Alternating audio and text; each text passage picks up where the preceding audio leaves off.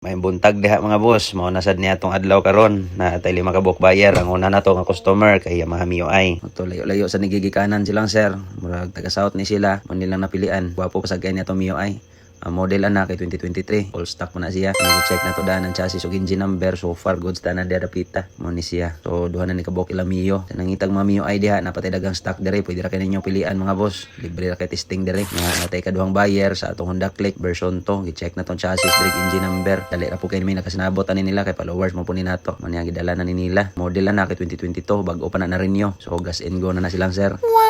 Yan, natay katulong customer dire, Yamaha MIUI. Ang model ana kay 2024. 3 years registrado, all stock gihapon. O niya, sayo kani silang ma'am ganiha. Karon natay buyer sa atong Honda Beat version 3 kani limited edition gihapon, all stock gihapon. Dali ra gyapon mi nagkasinabot ani kay followers mo po ni nato si sir. Sige ra ni siya tan-aw. Honda Click or Honda Beat, pero kani lang final kay mabara makabot ra dai ni ma'am isakay.